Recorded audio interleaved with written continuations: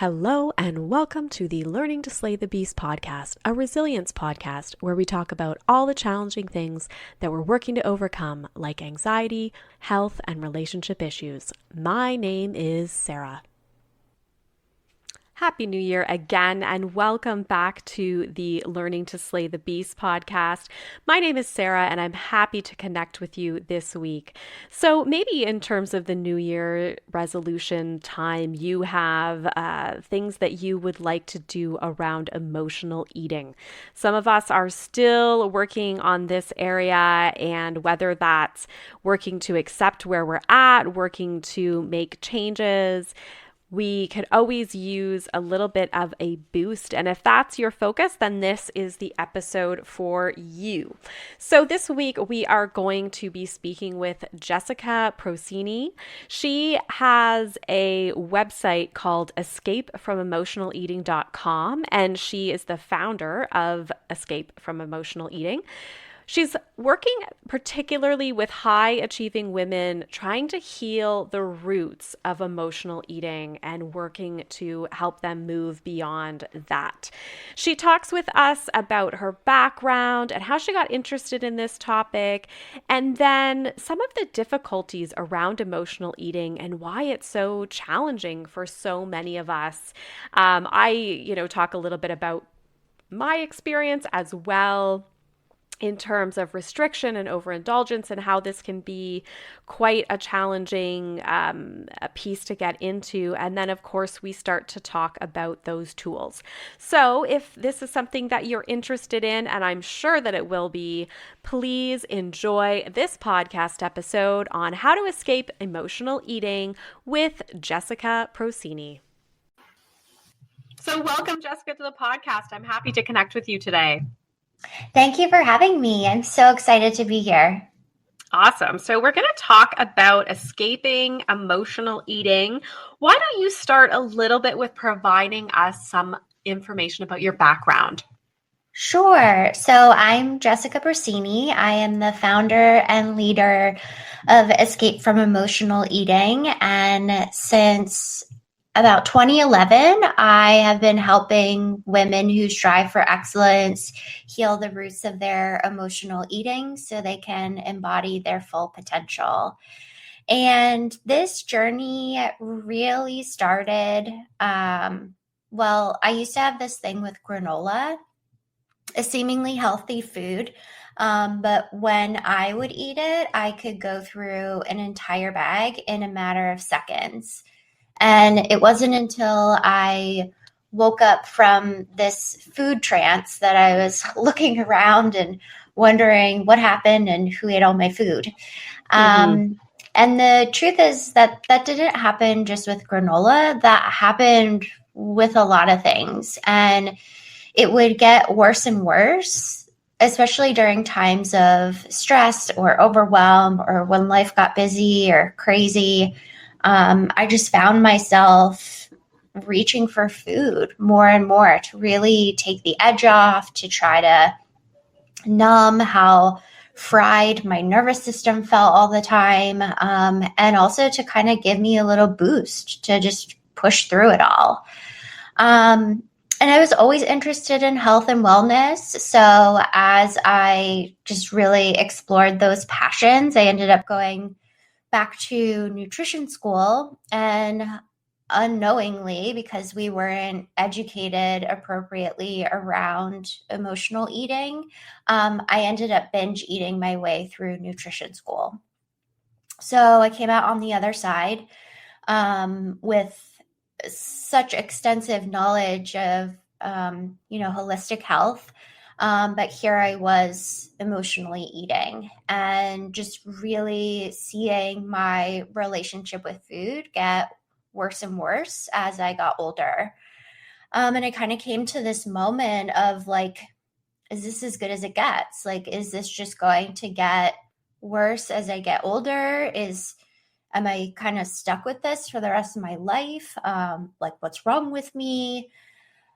Just really feeling like something has to change, because I just didn't want to imagine that things were going to get worse because they were already so chaotic, and my relationship with food was like this secret that I was keeping, and I knew that it was only a matter of time um, before it was like unkeepable. It was only a matter of time. So I kind of came to this realization of like, well, I've gone through hundreds of hours of therapy.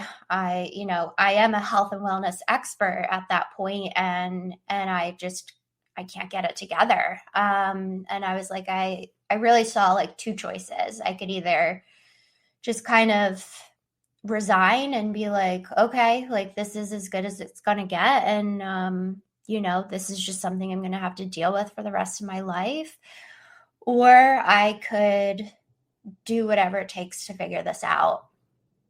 And even though I didn't really know what that meant at the time, I just really felt like I'm going to do whatever it takes. And that's really when I just committed at a whole new level and started exploring my relationship with food, the physical, the mental, the emotional, the spiritual, and started to find pieces that no one was really talking about, like the mental and emotional connection to food, the psychology of food, how energy and, emotions impact our relationship with food, how generational things impact our relationship with food. I was like sitting on this information, and when I started to apply it to myself, I started to get better, and I started to feel a lot more peace and empowerment and freedom around food. And that was when I started hearing from people in my life. They were like, "What are you doing? You look amazing. You look happy. Like something is changing." And I just started to like talk about my emotional eating and talk about, what I was learning and what I was going through. And people started being like, I need you to help me. I need your help. And that's really how I got my first clients. And I'll fast forward 12 years. I am fully free from emotional eating. This work I do now is called Escape from Emotional Eating. I have multiple programs. I've worked with hundreds of people on a very high level, and have helped hundreds of people heal their relationship with food. And that's kind of what brought me here today to this conversation.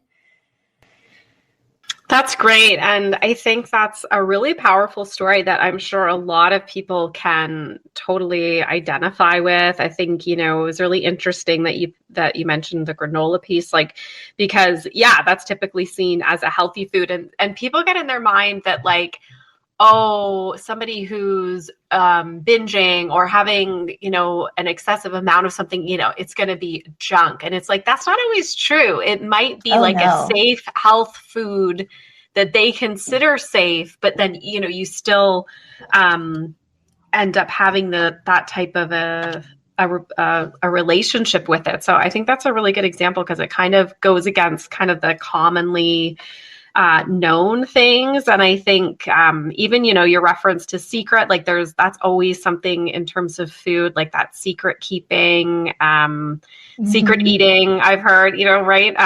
So really, really interesting. And that you decided to, take that therapy and kind of be so brave as to say I'm not going to live like this anymore and I'm going to do whatever it takes. That's really powerful.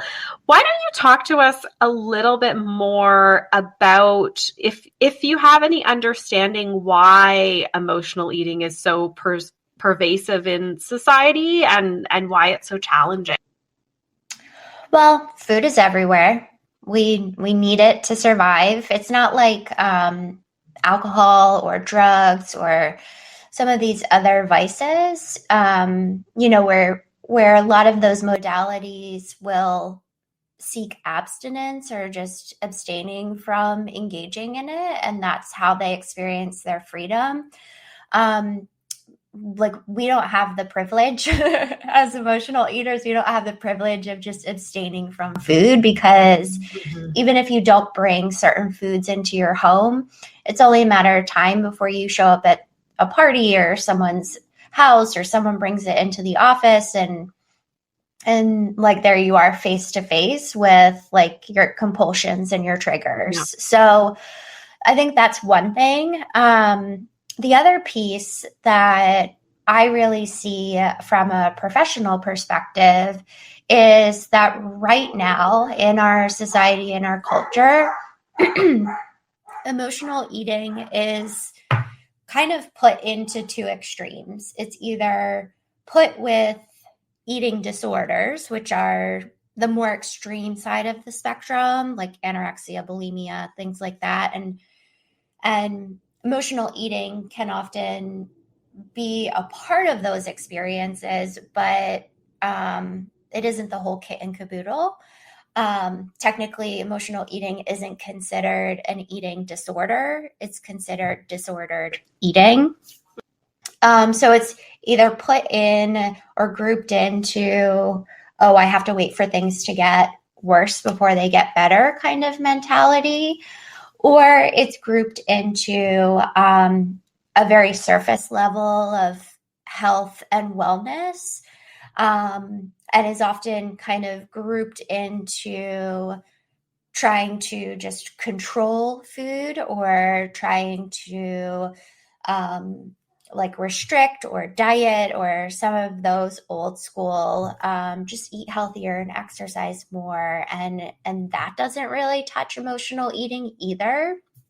So I was really seeing that as I was going through my own journey and seeking help, and really kind of looking around and being like, where is the support for people like me who like know so much nutritional information, but just can't find this freedom and peace with food that I knew was possible. And that's what really inspired me to create Escape from Emotional Eating, to kind of fill the gap and to be that middle road where you're like, I'm not going to go to an eating disorder clinic. That feels too extreme. And I also already eat healthy, and I already move my body, but I still can't really feel in control of my relationship with food. And that's really the people that I serve, are people who are really high functioning. They really strive for excellence. They have a lot on their plate, and they've been using food as a way to cope with just like the pressure and the overwhelm they experience in their life. Yeah, absolutely. I can definitely attest to that. Something that I have done over the years for sure, because you're right, like it's always around, and then there's so much media and stuff that pushes us in that direction as well. We often see that whole like, oh, you've had a tough week, like maybe some ice cream, Mm-hmm. right? Like there's so much marketing attached to that too, even that contributes, I'm sure, to that view of how we can use food. And I've certainly had many challenges over the years with restriction and then overindulgence. And then, as you're saying, Mm-hmm. emotional eating as well, as I'm sure many have. And so I can see it in myself, but how do others maybe know that they have an issue with emotional eating? Like, is there warning signs we can kind of watch out for, or things that you would characterize as typical emotional? Yeah, so a lot of people want to quantify it, and the sneaky thing with emotional eating is it's so nuanced and it's really personal. So it will vary from person to person, and a lot of people, they'll tell themselves like, oh, well, I didn't eat 10 bags of potato chips, I just had one. Or, I didn't eat 10 donuts, I just had five. Or, they'll kind of try to have this mark around how much they ate as, do I have a problem? Don't I have a problem? But I really encourage people to look beyond that, because For me, I didn't have hundreds of pounds to lose. I already knew so much about health and wellness.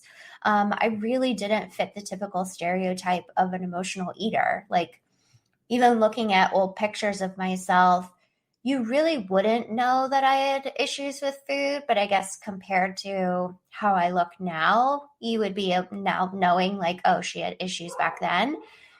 You would be able to see it, but it's so hidden in various ways. So I invite people to move beyond how much you ate and really look at why are you eating, and where is your connection to your physical body and your body's natural cues of hunger and satiation. Like, do you even know what those are? Are you connected to them? Are you overriding them? um, but even taking it one step further, one of the ingredients that can be a sign that your relationship with food is a problem is this sense of powerlessness. So this can show up in saying to yourself, like, oh, like, I just can't control myself around fill in the blank. Or you might find yourself saying, like, I can't figure this out. Like, why can't I figure this out on my own? These are just some examples of that powerlessness that I'm referring to. Another way the powerlessness will show up is, like, let's say you're going through your day-to-day life and you kind of get to the end of a hard, rough day or week or month or even year, and you find yourself saying, like, oh, well, there's nothing I can do about this in life, so I might as well just eat. Or there's nothing I can do. This day was hard, so let me just have that glass of wine, or whatever it is. So those are all kind of hidden messages that powerlessness is present. The other ingredient to know if you have a problem with emotional eating is a sense of self-silencing. So this is where, instead of speaking up or saying something or activating change or expressing how you feel or telling someone something, you will stuff it down, and then you will put food on top of it. And then you'll put more food on top of it and more food on top of it. And you'll just keep holding it all in. So powerlessness and self-silencing, these are two ingredients that are really at the core of a dysfunctional relationship with food. And these are the people that I help. That's really interesting. I haven't really heard that characterization around powerlessness and self-silencing. I think that's really interesting. And so how did you then move towards healing? Like, you talked about doing a lot of reading, kind of digging into research, looking for connections with emotion and food, but, like, what were some of the tangible changes that you made in your lifestyle? So one of the biggest, most pivotal steps that I made that really was like a catalyst that changed everything for me. And it's going to sound so seemingly silly when I say it, but it really is the truth. And I don't think enough people are talking about it. But the very first step that, like, changed everything was, for me, accepting that I was an emotional eater. That really changed everything, because I can tell you that for years, I was in denial that, number one, I had issues with food, and number two, that I was an emotional eater, for a lot of the reasons that we talked about. Because in my mind, I thought emotional eaters looked like the people I saw on TV in these giant, like, weight loss shows, and I wasn't experiencing it like that. And I also, like, I'm a high achiever, and I really do strive for excellence. And I assumed that people with emotional eating issues were kind of sitting on their couch crying, and that wasn't me. So, when I finally came to this like moment and realization of like, wait a second, I think I'm an emotional eater. I think that's what this is, and I think it's why it's never been healed. Um, I That was such a pivotal moment for me, because then I could stop wasting my time thinking that I just had to eat healthier, or I had to do another cleanse, or you know, working out twice a day. I could reclaim my energy from those modalities and channel it to, okay, the problem is emotional eating. I need a solution. This needs to be solved. And it became so much more intentional. And therefore, I was receiving a higher return on my time, energy, and resources because I accepted it, and then because I was moving towards solutions specifically designed for my emotional eating. The second thing that I did, and this will be different for people today than when I experienced it, was the second thing that I did was I got support. And as I shared, like when I was looking around and, looking for support that was right for me, it didn't exist. There wasn't this middle ground. It was either eating disorder clinic, Overeaters Anonymous, or just keep doing what you've been doing, which wasn't working. So I had to cobble together support to like from various different sources to be able to support me enough to then be able to kind of fill in the gaps myself. Now, like we have Escape from Emotional Eating, there is programs, they're proven. I've been doing this for 12 years. I'm a personal walking example of my work.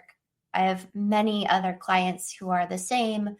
Now there's just more resources. So like I often find myself saying like, gosh, like I wish this existed back when I needed it. So I really do encourage people to reach out for help. Emotional eating and any kind of disordered behavior is sitting on a fundamental disloyalty to yourself. And this is why why can't I just do this on my own doesn't really work, because you're essentially in a fight with you and yourself. So we need a third party, like we need someone to come in and call peace and call truce and show you the way out, because if not, it's really, really hard to stop fighting yourself when you've been doing it for years with food. Then from there, there were more steps, obviously. Like I had to build a sense of emotional fitness. I had to untangle my physical hunger from my emotional hunger and even know what those signs and cues were. I had to kind of get into the mental aspects and stop eating what I call mental junk food. And there's like the whole steps and the whole path that I took is now the path I take my clients through. And it's also the step-by-step is available on my website for further learning and if people want to know more. But I would say those beginning steps of just accepting I was an emotional eater, even though I looked very unique compared to the stereotype. And then number two, knowing that I wasn't going to do it alone. And even if I had to, like, even if I had to spend my entire life trying to figure it out, I was ready and committed to do that because I had that knowing that like, yeah, this is just not okay. And I'm just not willing to live like this anymore. I think that acceptance part is really interesting. I mean, I think from what I've heard, that is a big thing with like alcohol abuse and addiction as well, right? Where like when people finally see it, there's such a denial around any type of thing. So I could see some parallels there, but Mm-hmm. that's really interesting about sort of admitting. And I mean, I've had that to some degree, even around, binge and restrict. Like you're sort of thinking like, oh, well, everybody does this, sometimes you eat more, sometimes you eat less. And then it's like, yeah, but, is this teetering on something else? And so that awareness is huge. I wondered if you could explain, how does your method and some of what you're talking about fit in with sort of this overarching move towards intuitive eating? Is it part of it? I mean, I have kind of a surface understanding of intuitive eating. We've done a couple episodes around it, but I know there is some thinking where it's like, well, if you're eating for an emotional issue, maybe that's okay. Maybe that's what you needed that Mm-hmm. day. So how do you kind of balance those together? Yeah, so there's just so many perspectives when it comes Mm-hmm. to how you should be eating, what you should be eating. Like, there's just so much confusion, right? One person's saying one thing, another person saying, don't eat that. Um, so, what's really at the core of my work with my clients is connecting back with yourself. And what is in integrity for you, because it's going to look different for every person. One person could be eating cheese just fine, for an example, and for me, well, if I eat cheese, I will poop my pants. So like, so that is not fuel for me. um, so I think it's really important that we take into consideration that we are not, like, yes, we are human beings, but we are not one size fits all, and we are not one approach fits all. And I really know that my work is not for everyone. Like I said, it's meant to be in this middle ground, and not at the extremes. Um, I am not an intuitive eating coach per se. I would say intuitive eating is, if anything, can be seen as like a teeny tiny little piece of the bigger escape from emotional eating puzzle. In other words, intuitive eating is simply an approach to how you eat, but to really be free from compulsive eating, which is what emotional eating is, we have a lot more work to do. So, then to address well, you know, eating for pleasure is good and we should do that and we should enjoy our food. And I totally agree with that, with a caveat. First of all, we would never say to someone who has issues with alcohol, issues with compulsive shopping, or issues with drugs, say, a little shopping here and then isn't so bad. Or, a glass of wine isn't so bad. Or, you know what? A little recreational drugs isn't so bad every now and again. Like, we would never, ever say that to someone who we know is struggling with those vices. So it really, you could probably tell I'm getting like really perturbed. So it really, it just really gets to me when someone kind of groups it all together, because they are failing to see that there are some people who do struggle in their relationship with food. And something like that, like something like, well, everybody does that. Or, cookie, like there's nothing wrong with cookies. You are just gaslighting the person that has issues with food. You're just like completely bulldozing them. And I believe instead we need to start to be curious about, any information that we're taking in when it comes to our health and wellness, but particularly curious about our own experiences, and really taking a clear look at are you saying to yourself, I can't keep doing this anymore, yet you're still doing it? Um, and the real differentiation between like what is healthy and what is emotional eating is what we're talking about is compulsion. There's a difference between cravings and compulsion. Compulsion includes this sense of like they have to follow through, they have to eat that thing, or they have to have the drink, or they have to like they don't have the choice. And that's what makes emotional eating disordered and dangerous to some extent, because we don't have a choice when we are in the emotional eating cycle. It's like food trance is activated, and the only way out is when we finish the thing. Someone who has a healthy relationship with food, they have a choice. They can say, you know what, I don't want this. Or they spit it out, or they put it away, or they walk away from it. They can take it or leave it. An emotional eater doesn't have that freedom yet.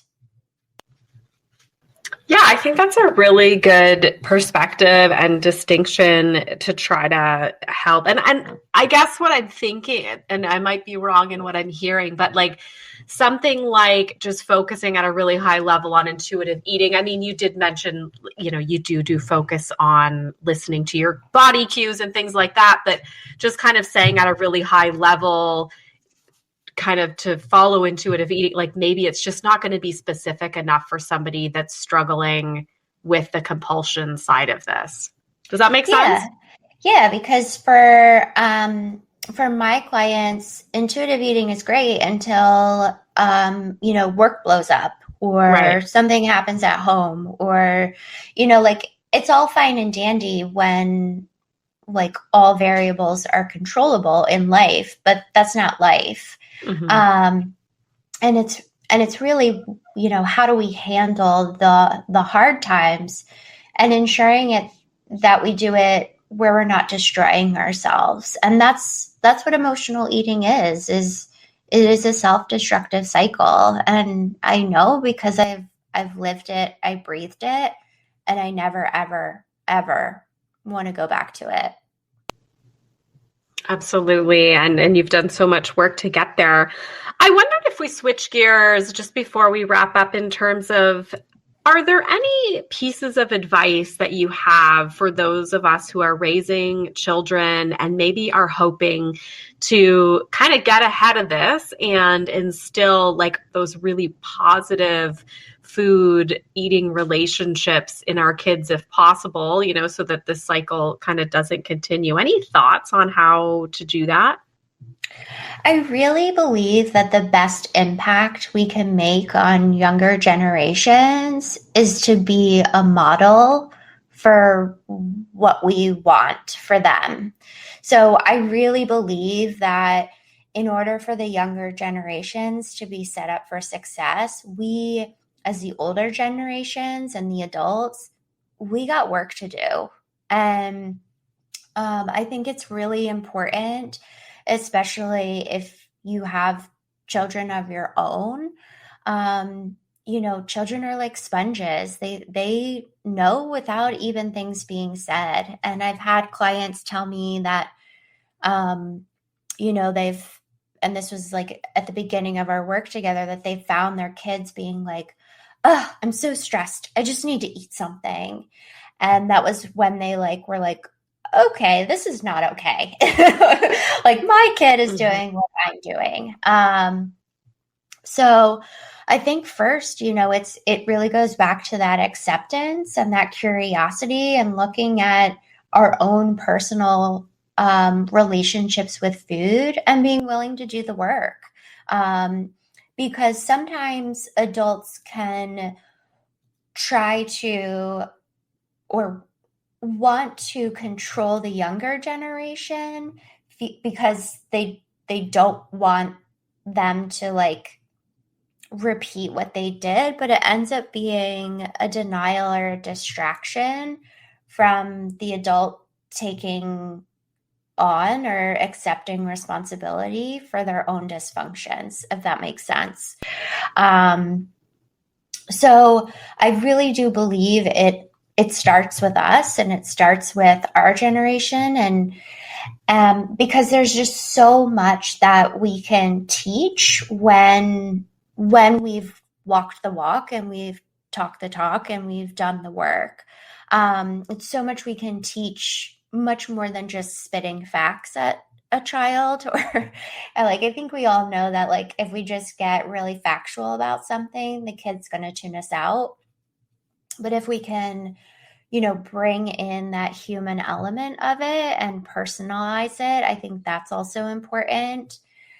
And also, it really depends on the age of the child. There will be various stages where the adult does need to be more involved in and around food. And then there's certain times, especially as a child gets older and starts to individuate, I think it's important to have certain areas of the relationship with food that where the child is allowed to choose and to practice choice and to practice conscious choice within within healthy boundaries. So it's like, it's such a big question for like the limited time we have. But I would say that the best thing that we can do is that if you're listening and you know that you have issues with food, do the work. It's going to be not only for you, but really for your kids, because it gets passed down, and it gets passed down even if you think you're doing it in secret, even if you think nobody knows. They know. They know. So reach out, get help, be the change. Absolutely. Yeah, that makes a ton of sense about the modeling piece. Any other tools, advice, or thoughts that you want to leave listeners? Let me just intuitively connect in here for a second. Hold on.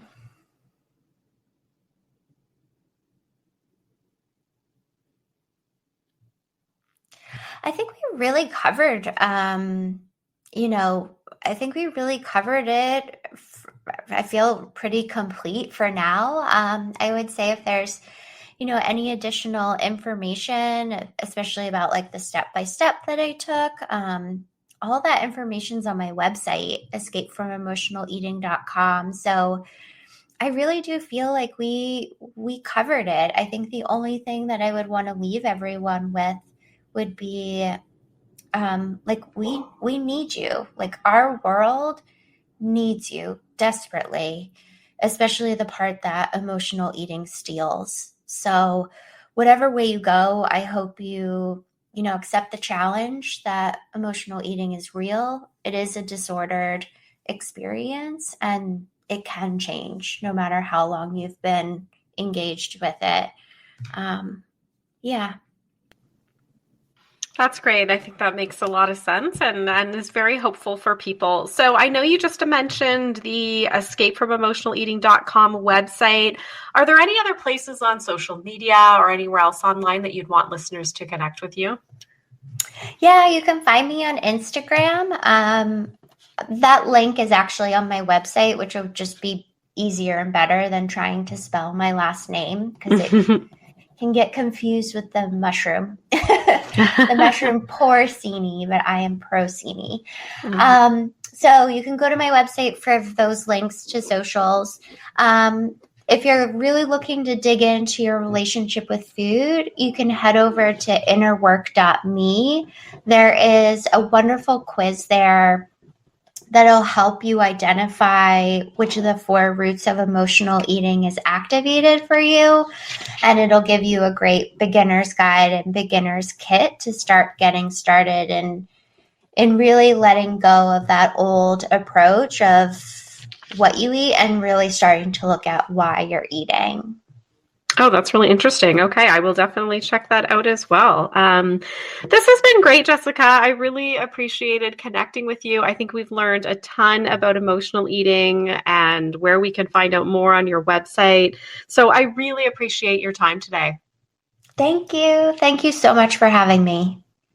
Thank you so much to Jessica Procini for talking with me this week about escaping emotional eating.